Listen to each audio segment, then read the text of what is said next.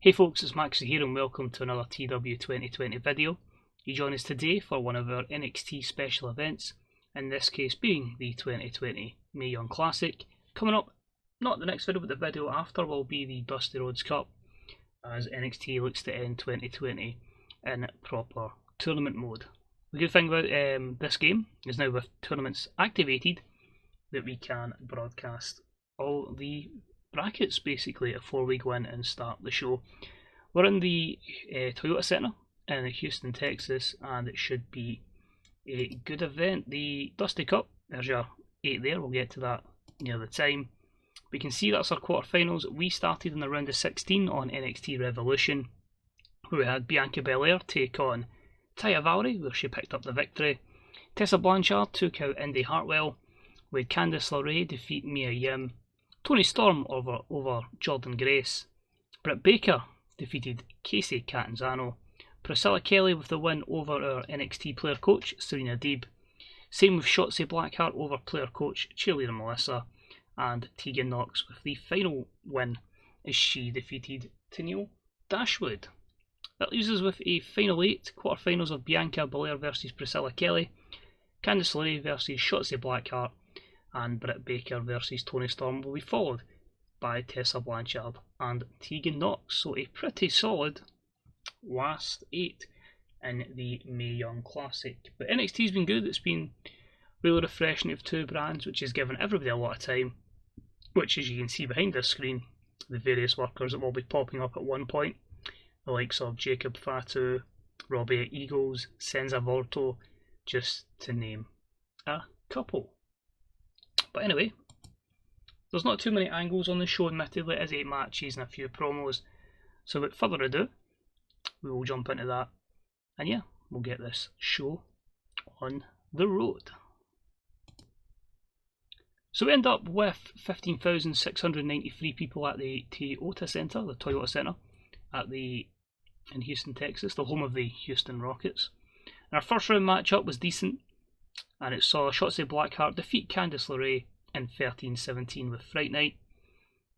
56 is not too bad. As I say, we're really trying to build up Shotzi on this tournament, and I got the show off to a strong start with a very decent matchup there. In terms of the dirt sheet, no negatives, which is good to see. Shibata on road agent work. Next up, trying to set a good standard in NXT. Try to get herself over as Bianca Belair. She's back down and she's hoping for a good run here, and her promo was a 52.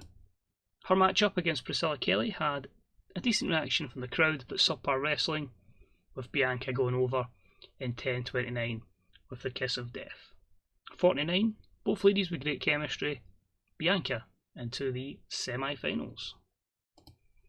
Another promo with everybody's favourite role model, Britt Baker, as she prepares to take on Toni Storm.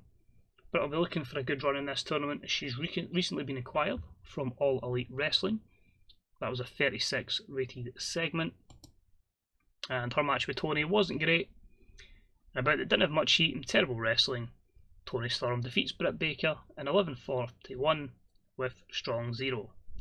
So pretty standard matches so far. We're roughly about that 40-50 mark, but in giving the ladies all these matches, they're going to get better, and then they can get better ratings down the line and hopefully prepare themselves for the main roster. And the final first round match was our first televised round match. Was decent. Tessa Blanchard over Tegan Knox in 12:13 with a pile driver. The champ, the 53 rated matchup, she had a 58. Tegan with a good showing, but it does put Tessa into the last 4. Bit of a confrontation backstage with her and Bianca Belair, as both ladies will be in the semi-final. Could we be seeing them up against each other in the final? Champion versus a future challenger. I do love how my storyline still is Get Charlotte to, when Charlotte was in the division.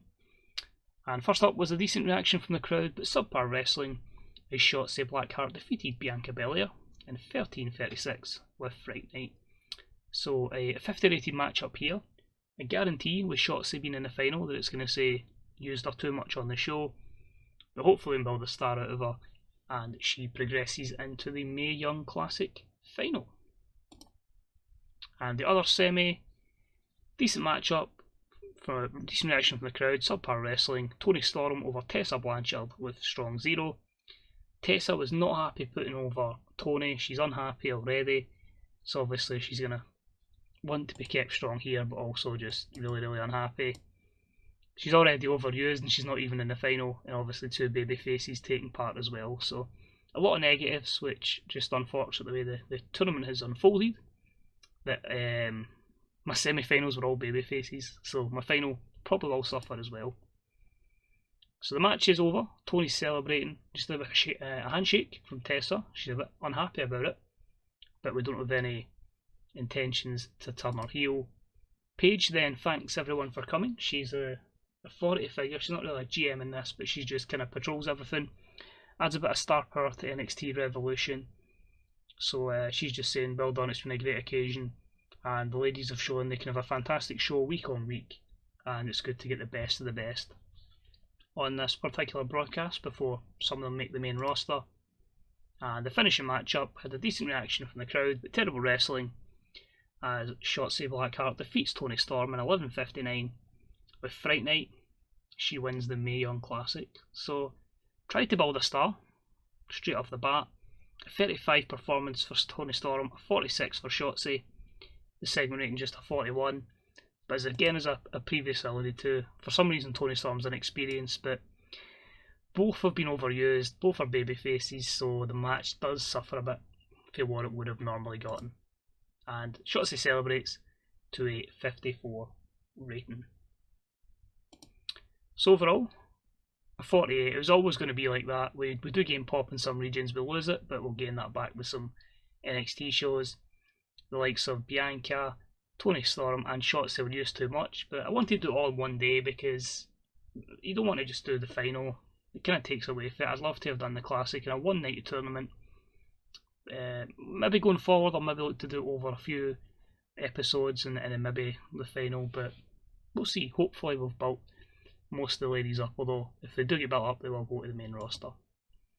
But we'll carry on, we'll move back to the main screen because we will do a wee quick look at the popularity chart of each particular woman, see if it was beneficial to anyone, and see if it maybe pushes someone like Shotzi close to the main roster. So we'll enjoy these lovely loading times with Numanzawa staring us down, although he actually does have pretty decent stats. And as I say, it's gotten because you want to try and build them up, you want NXT to do good, but at the same time you want them, as I say, for the main roster. That is the end goal. You can see there, okay, the lack of big names was interesting. 1.7 million for that. A lack of big names on the show up the attendance. Well, that's fine, that's fine. So women's only broadcast in NXT, it's not going to have massive names if it's development. So we'll take a wee look and give you an idea of who's ready for the main roster, who's not. So this Asuka that we've brought in, I don't know a lot about her. People will know a lot about her, but I just kind of signed her because some of the stats were incredible. She's obviously a long way to go in terms of development. Bianca, still at 34 across the board. Britt's at 28. Candice 36. Crazy Mary Dobson, obviously I wanted to protect her and not have her lose, so she's still in the 30s. Donna's 19, Indy's 18s, Jessamine's 20s. Jessie's about the 18s, Jordan Grace is roughly about 29 over, Kat and Zano at 20, Karen Yu's a long way to go. Who are we looking for here? Mia Yim 33s, Priscilla Kelly 33s, Paige is 58, so if we could edit her, it would be pretty handy. Everybody's down the bottom that we kind of want to use. Shotzi, so she's been propelled up a good bit by that, 41. Give you context, 25, 35, 41, so she might be close to the main roster. Valkyrie's only 26, Tegan's at 42, Tessa's in the 43s, 44, so if we can keep her from being too angry, screw it off 10,000 of NXT WWE money. She'll be up there shortly. Tony's got a bit to go, and yeah, that's pretty much it. So that was your Mae Young Classic. As always, thank you very much for taking the time out of the day to watch a video. It's very much appreciated.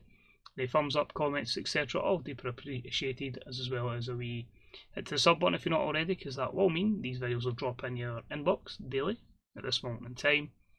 Apart from that, check out the links in the description below. That will give you access to some other bookers, whether it be written or verbal. And as I say, the Grey Dog software forums will have all the current patches, plus a lot of mods from the fantastic mod makers in our community. But until then, thank you very much for watching, and I'll see you for the next episode of some more TEW2020 time for new opportunities. Bye bye.